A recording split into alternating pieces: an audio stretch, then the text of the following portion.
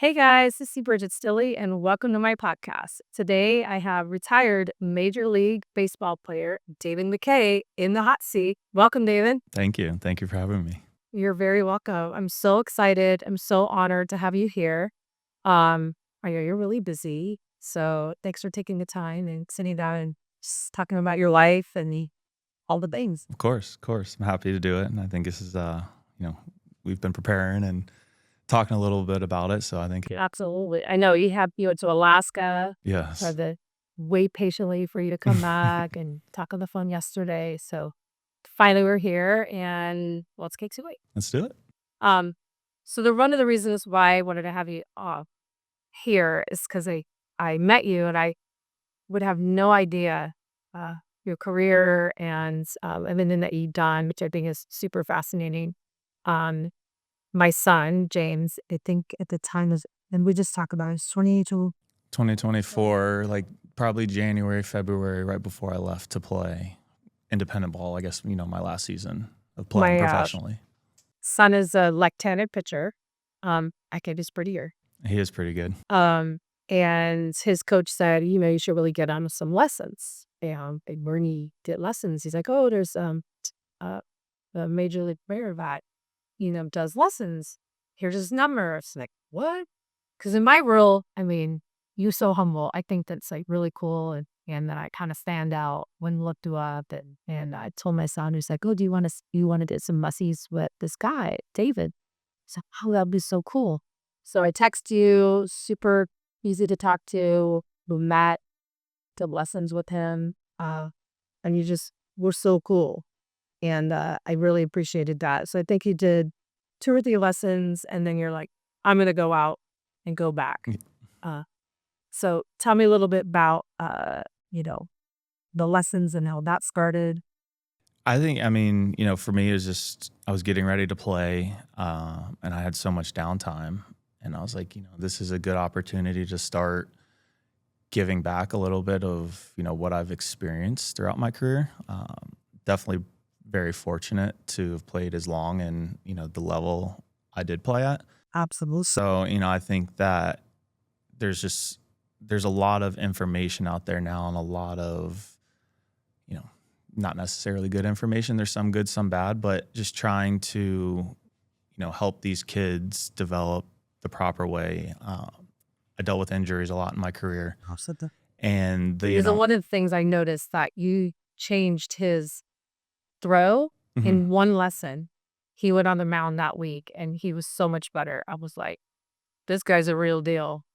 So I know we're kind of going backwards and forwards, but let's start so are you born and raised here? Yep, born and raised here. I grew up in Suntory, went to Vera High School, went to Florida Atlantic for 3 years, and then that was when I got drafted. Well, I got drafted out of high school by the Mets. Yes, which I want to know. Okay, so let's back up.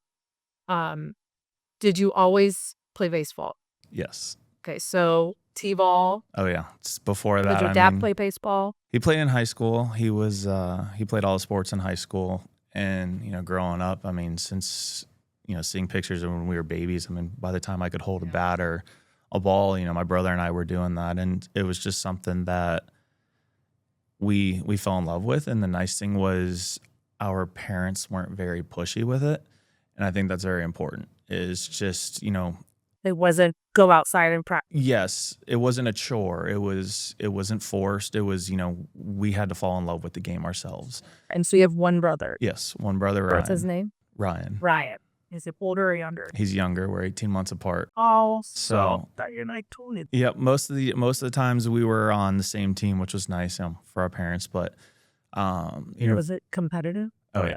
Especially as we got older, the age difference when we were younger was, it was expected. Sure. But once we got to high school, and then I went to college, and he got older in high school, and he ended up getting drafted out of high school as well. Oh, that's so yeah. He got drafted by the Marlins. So there was definitely who got drafted higher, and this and that, who's throwing harder out of high school. And Ryan actually, he excelled, and he was one of those late bloomers. And his senior, I guess late bloomer for high school, but his senior year he was up to 96 miles per hour. Wow. which was, I think the year before he had maybe hit 90 or So who's 91. the better player?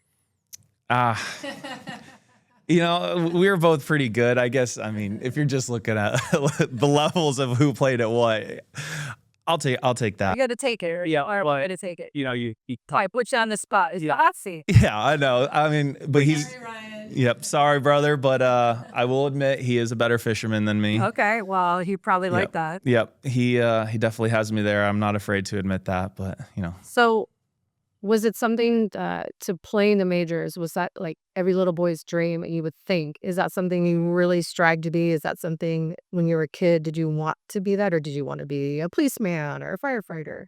nah, yeah. I mean, it was. I Yep. think every kid's dream Yeah. was you had different aspirations, but the biggest thing was you wanted to be a professional in the sport you played, and baseball. It was nice. We had the Washington Nationals here for spring training, and you go to watch those games and. Just watching those guys, and I was like, man, that is really cool. It'd be really cool if I was out there on the field with, doing that one day. And, I think it's one thing to, even get drafted and have the chance to play in the minor leagues, but to be able to play in the, I the mean, what major are the leagues. odds? Because now, my son plays football and he plays baseball, and he's pretty good at both. And that's his dream to either play baseball, to play football, actually. But I'm kind of pushing baseball because a left-handed pitcher. I Yeah. feel like he could go further. And I mean, what are the odds in the reality? What kind of work does it take? Does it just take dedication? Does it take the right team, travel ball? What would you give, say, my son or kids his age advice if that's what they really wanted to do? Yeah. I mean, you definitely have to, it doesn't matter how good you are. I mean, even these best players in, the major leagues, high school, college, they all work really hard. That's that's the one common denominator. I think there's a little bit of luck and skill. At the end of the day, there's still going to be guys that are better than you. And Absolutely. I felt like I was not. Growing up, I was always one of the better players. But as I got to college and pro ball, I was not. So I had to find a way to make myself stand out, and the easiest way you can do that in control is just working hard. The And hard work, showing yeah, up early, staying late, putting it in. The coaches see that. yeah, they see that, and I think it's just having you don't have baseball's one of those things that, especially as a pitcher, you only have 10 minutes, 15 minutes to throw. So it's really focusing and taking advantage and having a purpose those 10 or 15 minutes. Like I guess you asked, what's the percentage? I think it's less than 1%. Like Of that actually make it. That yeah, actually, getting to the minors, right? That is a feat in itself. yes, Then going from there to be drafted up. yes. It's even a smaller percent. I Smaller. think I saw a stat at one point. Throughout the history of baseball, the amount of guys that have played in the major leagues could fit into one major league stadium, and it would not even fill all the seats. And you're so humble, and you're part of that 1%. Yeah, Like, that's so cool. I mean, it's gotta feel good. I know that you probably don't like to talk about yourself a lot. I get that from you, but it makes you even more special. And that's why the kids, look up to you and all mhm, that. So it's just pretty amazing. I So appreciate it. tell me, who growing up was your favorite baseball player? Who did you watch or, stand out over? Oh man, we love the Red Sox. Tim Wakefield grew up in our neighborhood, so we were pretty diehard Red Sox. Anybody there, my favorite players, I guess Vladimir Guerrero. He played for the Expos at the time and the Nationals, and he was their best player, and that stood out to me, and that was why I wore number 27, as much as I can. Or just like you're on my viral and Yeah, yeah, it just he was an outfielder. He wasn't a pitcher, but he hit a lot of home runs, and yeah. he would throw a ton of guys out on the bases, and I just the way he played, and he played hard too, and that was something that stood out to me, and it was Did just you ever get to meet her? yeah, I did. We collected autographs as kids, so I guess me got his autograph a couple times, but yeah, it was it was just cool being able to experience being at the Nationals stadium, and that spring training complex was probably the most available to fan and the player. There was not many fences and stuff. They had to walk right through you. So it was really cool. And, you know, I guess one of the reasons probably the biggest reason I try to stay, you know, within myself and like be humble is because I remember there were so many players out there that, you know, they'd avoid the fans. They'd take the back way and, you know, no, come through. They were civil, right? And you know, it was mostly kids. I understand, you know, some of the older guys, they're selling autographs, and I understand that. But, you know, for me, I was like, you know, look, these kids look up to me, and you know, even if my autograph, you know, it's going to make that kid's day saying, hey, I got this guy's autograph. So I was like, you know, it takes 5 or 10 minutes out of my day, and Absolutely. why not do that? And, you know, with being involved in the Little League now, Beachside Little League, you know, I like, you know, I never realized that telling these stories and stuff, you know, to me, it was my everyday life. It was a job.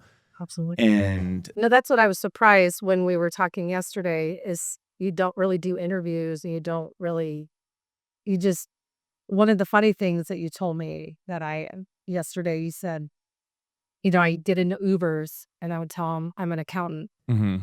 And I thought that was really funny and so, and you just didn't want to you're just not that Yeah, guy that's trying to be, you know, hey, look who I am. So makes it even more special to yeah. say. It was got a little awkward when they started asking me accounting questions though. So that's why I switched it up to something that Really good at that. That's why I switched it up to something I knew a little bit more about, and you know, because it got a little awkward. But yeah, it's just, you know, it was one of those things that, you know, even, you know, meeting, you know, these parents, it's really cool because I was able to experience something most don't. And so just hearing those stories and like seeing the kids, you know, they just, you know, seeing their faces light up, I'm like, you know what, like, you know, I'll share it, and you know, Absolutely. they enjoy it. So tell me, I read that you went to Florida Atlantic University, and which is the Owls? The Oh, yes, owls. the Owls. I Yes. wrote it down. The Owls. And well, you first from high school you got drafted, Hmm. but you said no. Yep. I got drafted by the Mets. Okay, why? Would you say no? Was it just you wanted to go get your education? What was the reasoning? Yeah, I mean, there's a bunch of different reasons. You know, one of the things is I just didn't feel like I was truly ready. You look at statistically, most guys playing in the big leagues right now did go to college first. And, you know, I think it gives you 3 extra years to develop and, you know, refine and start playing against better talent, and then, you know, jump into there. And, you know, at the time too, it just, you know, the signing bonus, everybody, you know, talks about that. It didn't outweigh getting an education. You know, getting I only went 3 years. I do have, I think, 33 credits left, but still just having that education and having that chance to grow up and live on my own, yes, and mature. I mean, that's, you know, I think that's the biggest thing. And Now, would you go back and do the same thing? Would you do that all over again, or would you go to the Mets and then maybe do school later? Like, yeah, I would like know. I would go to school again. Yeah, you know, I mean, it all depends, you know. I mean, obviously you know, Because there's nowadays I feel like these high school kids get drafted to whatever sport and they skip school. Mhm. And what I told James, if that ever happened to me, no, you have to get your education. Right. Right. I mean, it's so important because, you know, that sport's not going to be around Mhm. forever. And if you try to become a broadcaster, let's say, you don't know what you're doing. Yeah. So anyhow, I think that's admirable because I don't know if I would say, I'm out and going to the Yeah. Mets. Yeah. I mean, I think at some point, you know, obviously, you know, you don't like to talk about it, but financially for some of these kids, it's just, you know, it's money that's life changing for them, and it's hard to, you know, Hard whether to say no. yeah, you know, going to college, you do take that risk of getting injured or not performing and whatever, and you know, then that opportunity's gone. So, you know, it was a risk, and it was something I was willing to take because either way, you know, I'd go to school and I'd have an education, I'd come out, I'd be fine, or, you know, have a chance And your to. parents supported that, and They did, yeah, yeah, yep. My brother went out of high school, and they supported that as well. you Uh, sound like your parents are very supportive and didn't put the pressure on you and all that. I think that's wonderful. yeah, it You was. still have a good relationship Yes, and all yeah, that. And yep. did they travel with you and come watch you play and your brother? They go to all the different cities Yeah, they as would. much as they could. Yeah, they'd come out once or twice a year and come see us. And, it was hard too because I was at the field from 12 o'clock until 10 o'clock at night. So, we had the morning and, especially when I was in the big leagues, I just told them, like, look, I have to be very focused. You get to go to some cool cities, but I don't have time to go walk around Central Park or, go see the seals in San Francisco and, Alcatraz and stuff like that. Yeah. Right. So, they were on vacation, and that was one thing I really did always tell them. And I told my wife the same thing, I'm here to do a job, and that's just, kind of the Speaking mindset of your and wife, the focus. Yeah. I didn't ask you yesterday because I wanted to ask you the day. Where did y'all meet? We went to high school together. You went to high school. Yep. So you're high school sweethearts. Yeah, we started dating right after high school. We thought it was a great idea. We're both going to different schools. She was playing volleyball at Daytona. Long distance. Yeah. Over here. Let's be long distance. Yeah, we thought it was a good idea, but You say 12 that years strong. kind of sarcastic. I do, and she knows it too, and she says the same thing. But we've been together 12 years, married 2. Congratulations. Don't judge me on how long we dated, but Well, I mean, you had to grow up. And Yes. You had to, figure your life out. But she was there through all of your different teams Mhm. and moving around. You guys were together. Yep. Did she stay here in Florida, or did she go with you to all these different? she would stay here, and she'd come see me once or twice a year. It was, it's not easy. Wow. It was really tough. I think our first 10 years together, she was at FAU my last year I was there, but before that we were long distance about 8 months out of the year at least. And there's not many people that will support you like that. Absolutely. So it's like it's tough. I'm just saying, picking up my life and leaving and going to have fun, but also working. And she's loyal and Yes, yeah.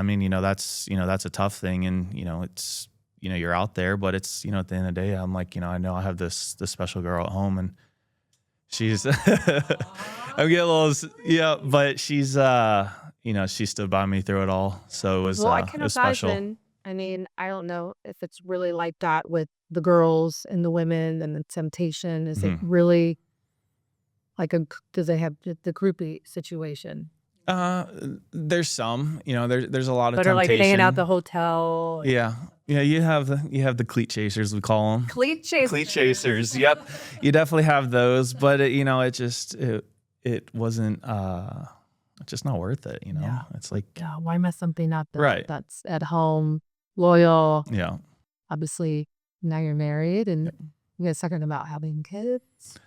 We're getting there. My life has been hectic playing professionally, and then, getting into real estate now. It's just, a lot of uncertainties, and trying to build that is, it takes up a lot of time. And Well, I'm going to tell you, there's never a right time. oh, I know. You're I've never. heard that. There's never going to be the right time, and there's never going to be enough time. But Mhm. it'll happen when it happens. Yeah. But, you'll be blessed. I'm sure. You want a big family, 2 kids max. 2 kids Yeah, max. 2 kids max. What if you only had girls? I'd be a great girl dad, but no, I'm cutting it off at 2. So- Yeah, my best friend just had his 3rd kid, and I'm like, all right, that looks like a handful. It is a him. Well, Yeah. I only have 2, so I have a boy and a girl. Mhm. And I thought about that 3rd one. And I just kept looking around. 3rd car seat, a 3rd. How am I going to do the 3rd? It's like a 3rd wheel, Yeah. And a lot of my friends said it kind of that 3rd one sends you over the edge. And once Mhm. you're over the edge, just go for the 4th or the 5th. Oh no. And now I think, God only gave me what I can handle. And Mhm. so having both of them is perfect. Yeah. So I really enjoy it. So you get called up to the Mariners, right? That your first. So what's that phone call like? Do you have an agent? Do you At that point, they just call you directly. Most of the they stuff. just call you on phone? Yep, they call you. Most of the stuff beforehand, before you get drafted is with your agent. But after that, it's, the general manager calls you. And I was in spring training. It was like, I don't know, it was 11 o'clock at night. I was about to fall asleep. What? I missed his call probably 3 times. I think my phone was on Do Not Disturb. Why is somebody calling me? And my phone kept ringing. I'm like, oh, who could be calling me? And I'm like, oh my gosh, I I'm like, I got a little nervous. Like, I was like, I don't know what's going on. And I mean, I didn't expect it. And he's like, yeah, you need to go back to the field and pack your bags. You're going to be on the first flight out to Seattle in the morning. And I was like, oh my Heart God. chills. Yeah, Like, it was really cool. I called, I was in Arizona and we were 3 hours behind. So here, it was 11 o'clock there. It was 1 or 2 o'clock here. I'm calling my parents, freaking out. And Yeah. they're like, why are you calling me? They're like, I'm sleeping. And I'm like, okay, well, then I'll talk to you in the morning. And they're like, what's going on? I'm like, and I told them, they're like, and then they couldn't go to sleep the rest of the night. So it was, it was really special. That's very special. So how long did you play on that team? I played for them up and down in them between AAA and the big leagues for most of 2019. And then I got traded to Detroit at the end of the year. So when the first time you step on the mound as a major league baseball, is that like an aha moment? What does that, like, how do you prepare for that? How do you, were you just like, you can't. Sweating? How do you focus and get out there? Because now this is it. It's your time to shine. You might not get this opportunity again. Tell me what that day was like. It was anxious. And, when I got called up the first time, I actually didn't pitch. I was up in the major leagues for 3 days. I got warmed up one game, never pitched. Got sent back to the minor leagues. So now I'm even more anxious. It took me about another month and a half to get back up to the major leagues. And when, I was really anxious at that time. It's just, you got to get it out of the way and there's no way to prepare for it. But, once you start getting warmed up on the mound, you're like, yeah, I've done this my whole life. And then you run through those gates and the lights are brighter and the stadium's a little taller and bigger. But once you get up on the Screaming and yellow. Oh yeah. And they're not always nice things either. What's your best pitch? It was my curveball. I had a really good curveball. That was kind of what kept me around for as long as I could, or long as I did. But it was, once you run through those gates though, it was just like, it was normal. It was just normal baseball. And then, it's just, you go from there. Yeah. So you go from Seattle to Detroit. And then to the Yankees. And then I got traded to the Rays and then the Oakland A's at the end of that year. So 2022, I was with 3 teams, bouncing around, getting traded. What was that like? I was reading about it. I was taking notes and I couldn't even keep track. Mm-hmm. Is that normal? For a guy in my position where you're up and down. Because you're a relief pitcher. Yeah. So you have one job. And so they just, do they all sit back and talk to each other? They look at your stats? A lot of it was just roster space when they needed to make a moves. And, you could do a whole podcast on the transactions. Yeah, sure. So I'm not going to get into that. Frustrating? Did you want to just say it was one team? Simplicity, yeah. You get comfortable. I was with the Yankees probably 3 months up and down, and you make friends, and you finally settle in, and then they're like, "Hey, you're getting traded," and then you got to go make new teammates, and meet a whole new group and find a place to get settled in. So it was tough, doing that, bouncing around. But because I'd played for so long, it was nice. There was always a couple guys on the team that I knew or played with before. So here we go. Like, how old are you? I'm 30 right now. When I got called up for the first time, I was 23. Yep. Just a baby. Yep, just a baby, barely. Just a baby. I love that. So do you have any, you don't have to name any names, any cool clubhouse stories or things that happened in the dugout? Could you think of like a story that some of you find really funny? Because, we watch on TV and we see the antics in there. Is there anything that you can remember that's? I guess, in the minor leagues, we always, kind of had a joke because your jerseys change every single day. And one of our guys wore the wrong jersey out. So it got to the point where we were all wearing a red jersey. He was wearing a camo jersey for 8 innings, and he was our closer. And we knew he was about to go in, and we could have let him go out there with the wrong jersey. But we were like, at the finals, at the final minute, we were like, hey, you should probably go change your jersey. And he kept wondering why the right fielder was staring at him the whole time and looking up. He's like, what is wrong with this guy? Does he have a problem with me or what? And, it's just had the wrong jersey. It was little things like that. But, I guess, playing for the Yankees, you play with a lot of superstars. And, people always ask me about, Aaron Judge. Obviously, he's one of the most well-known players. And, they're like, what is he like behind the scenes? And just the same guy you see out there. Very, I got there, I'd never met him, never, he came up to me, came out of his way, introduced himself. We talked for a couple of minutes, just made sure I was comfortable, and if I needed anything, to let him know, which is, I think real special, because a guy of that caliber has. So you didn't have to do any of that. No, he could have just said, "Hey, what's up?" or not said anything, and I would have been fine either way. But because he went out of his way to do that, it's you remember the things like that, and you appreciate those guys that are on another level, but at the same time, they're still humans, and they still treat you like a human. On the flip side, you have to name any names. Did you experience, the ego, the arrogance? Mm-hmm. I mean, is that relevant? Yeah. Yeah, it's, you definitely have your guys that have played for longer, and, a lot of those guys came up in a generation where the younger guys and the rookies were just, they're in your way. I try to stay to myself for the most part anyways. Yeah, you ran into a couple guys, but I would say for the most part, everybody is pretty welcoming, and it's like a big brotherhood. Yeah. We're all on the same team doing the same thing. There's no reason to, for them to really try to separate or, differentiate themselves. It's like, we know your name. We know who you are. Like, we know you're a big deal. I'm not going to get in your way, but you don't have to establish that with me.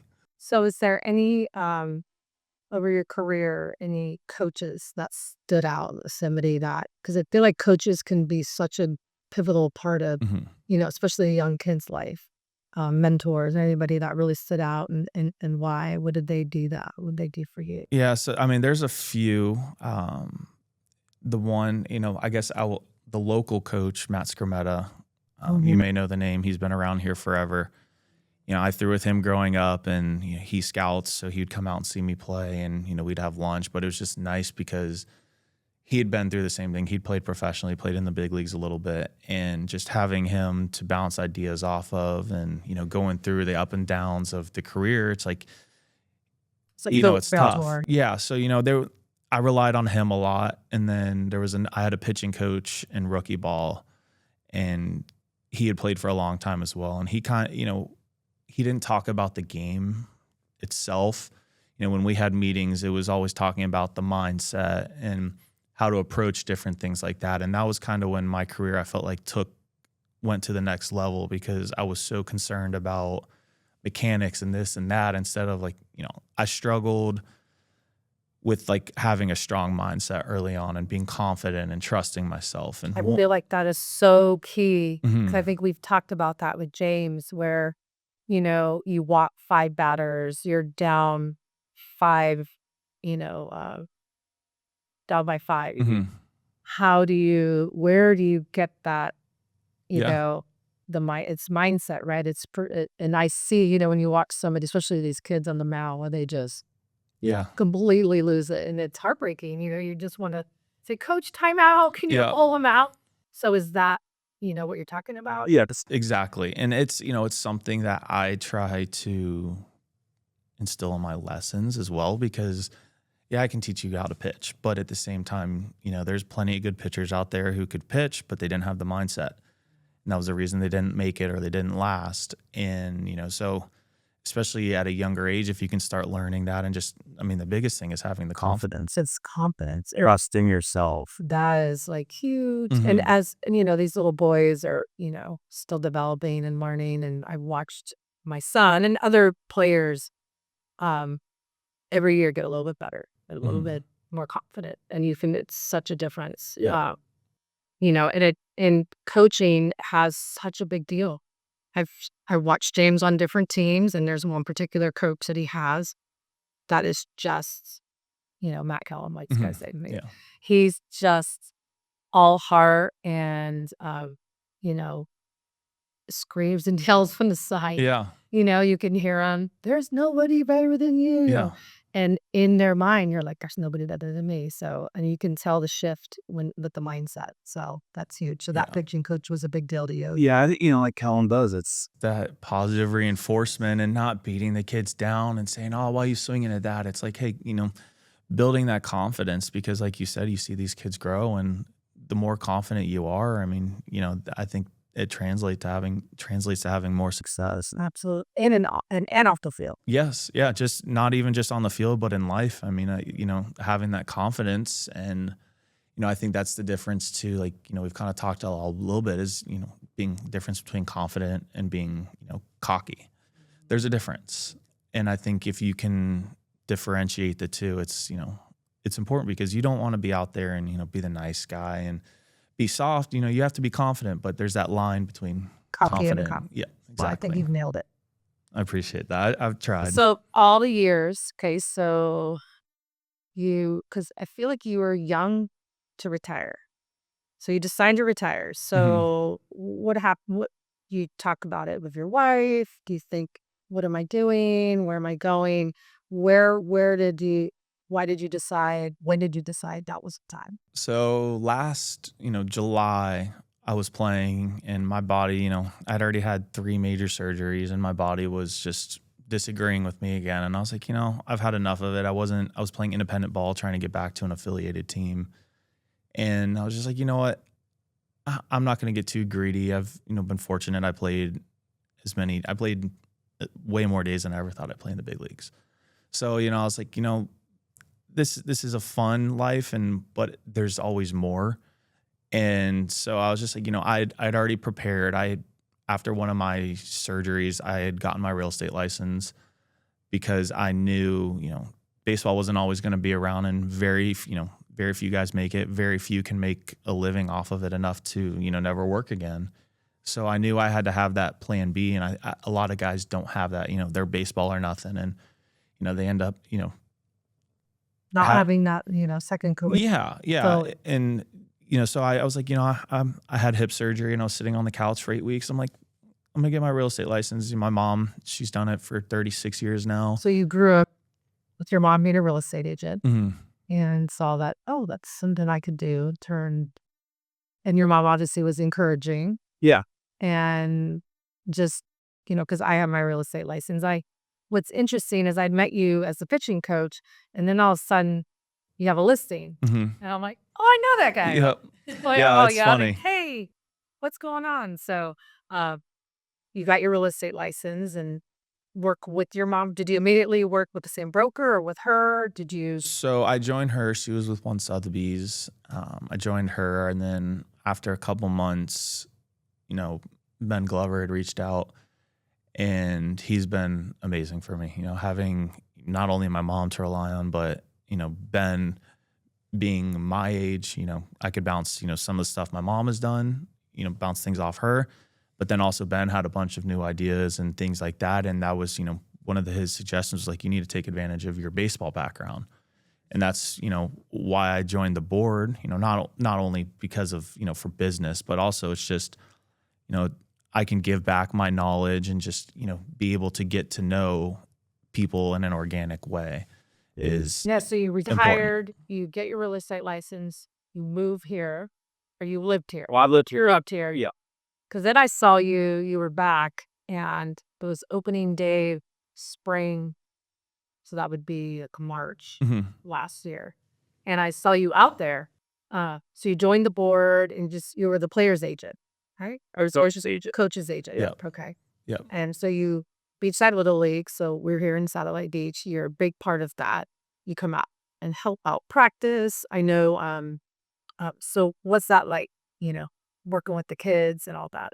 It's been awesome. I mean, that was I don't have any interest in Coaching at my high school doing code. I don't want to deal with the politics and even, the stuff with the board. If there's stuff I have to handle, I'll help handle it. But I told them when I joined, my biggest thing is, look, I have this experience that I've been fortunate to have and give back. And I was like, look, I understand most of these coaches are parents who are volunteers. They may have played in high school. And I want to be able to help these kids and coaches as well develop and, help these kids progress quicker than they potentially would have, and just giving them different ideas. And Absolutely. Yeah. Well, you've helped, my son, and I know you've helped a lot of people. And when I Mhm. say your name, everybody, oh, I lost him. He's so Yeah. great. So we could talk about baseball forever. What do you do for fun? I kind of think I know what you're going to say. You do. Do. Do. I know you've checked out my Instagram. I stuck here a little. We're friends. Yeah, So yeah, we are. That's how I knew we were official. We were officially friends is when you're friends on Facebook. But yeah, so I fish, I golf, I hunt. Just I like being outdoors. fish, you've looked. Oh, and we're pretty hardcore. You're pretty hardcore. Yeah, you're Yeah. up at 5 a.m. Yeah, when the sun's rising. Tell me about your trip. You just went to Alaska. yeah. That Was was that? You said it was just. I think I just saw your post. What do you say? It was incredible. it was. I mean, it was a trip of a lifetime. Really, I mean, it was something we talked about as kids, and just sports and life got involved, and finally we had the chance, and so we, you fly out, 4 different airplanes, and the last one's a little puddle jumper. You land in this sand flat out in the middle of Alaska and go out and catch 40, 50 salmon a day for 5 days. And yeah, it was, just, Sounds a whole expense. sticky. it wasn't too bad. Did you go back and fillet the fish? You get to eat it, or is it just all for sport and how do you throw it? So the camp we stayed at, they processed all the fish. It was kind of like one of those more all-inclusive. They processed the fish, they box it up, and so we just brought 200 pounds back. With us. Oh my gosh. So we have salmon scattered between Salmon for- 4 freezers right now. So you fish, you hunt, you golf, Yes. and real estate. Yes. So you got your license. You start working with your mom, and with Ben. Do you love it? It seems you're just natural. It just seems like you're really good at it. You have this kind of charisma about you that is unassuming. And I don't know, is it everything that I mean, I do really enjoy it. And that was, one thing I've told people is I could never sit behind a desk. I need to be out doing something. And, my career before, so many people controlled what I did. And I was like, I want to have some more control, and I know I'm going to work hard. And I think this is an industry, for the most part, there's still some luck involved, but for the most part, you're going to get out of it what you put into it. So, I knew I would work hard, and I knew that baseball experience would carry over into, that next career. So it's just, it's definitely still a challenge, but it's the same thing, just being I confident. always tell people every transaction's different. Mm-hmm. And you could do 50 transactions and there's something that always comes up that you have to overcome, learn. That's why having, Ben as your mentor, I have a great mentor as well, to bounce off those ideas, because you never know what's going to happen in inspection, or, everything it's challenging in such a good way. Yeah, it is. And that's what I like. It's not the same monotonous thing over and over. You can, there's always going to be something different. It keeps it interesting, and it's stressful at times. And, Yeah. I think the more I've done it, the more confident I've gotten, and I've learned to manage that stress, which is real important, is in being able to go do different things. When I go fishing or I go golfing, it's phones away. This is my time. There's nights where I'll be on the phone or the computer till 10 or 11 at night, and that's fine. I'm willing to do that. But the time I do have, it's, you do have to separate, which you obviously know. Absolutely. So you take. So what years did you get into real estate? Is that just a year? Is it only been since 2024? I had my license in 2021, but it's been active since last year. And so you've been focused on it for probably a year. Yes. Do you know what your sales volume is? I have a general idea. Some people have kind of told me. Give me your number. That's impressive. It's got to be. I think it's got to be close to 7 million this year. For your first year? Aren't you just so humbled by that? And I am, yeah. I set the goal for myself this year was 3 to 5 million. I'm realistic About myself. sure. And, I didn't know what to expect, but it was just, things started rolling, and And now they're going to keep rolling. Yeah. I'm sure you're going to have another goal. I know I did it. I think my first year, I was my husband's assistant, and, we did it for friends and family. Then when I got my license, our first year, we almost hit 7 million. that's awesome. And it was crazy. I know. Chris, it's a couple $1 million properties in there that helped. Yeah, but still, those are the tough ones. So the tough one, You yeah. know? So, in COVID, I got my license through COVID, and it's just such a different, Mm-hmm. Today is so different than it was during that time. So it's still fun and challenging. I love it. Do you still enjoy it? I do. I Yeah. do. I love it. I had a couple. I like to take the summer off. So the kids are out of school. We go on vacation, and I ended up once I say I'm not going to work, or I'm like, no, I'm just going to do this. I ended up having 2 clients. I was on vacation, but that's the Mhm. beauty of the job. Yeah. So it's in the Bahamas on Wi-Fi, dealing with this, that, and the other, and of course, my support staff here helped me, but it was closing deals and That's how it works. You yeah. go on vacation. They say if you're slow and you want to, if you want to get business, go on vacation. Go on vacation. Yeah, Yep. one of the transactions I did over the summer, the agent, we went under contract and she went to Greece for like 13 days. She calls me, I can't believe. I said, well, that's what happens. You just go Yeah. on vacation. So it should be a thing. Well, thank you so much for being here. Is there anything else that you I think you hit it all. did? I hit Yeah, I think this was awesome. It was a great experience. awesome. Yeah, coming back. We do it. Yeah. Part 2. Yeah. Part 2. Awesome. Well, thank you so much. And stay tuned for the episode to come out. Thanks, Dave. Of course, thank you.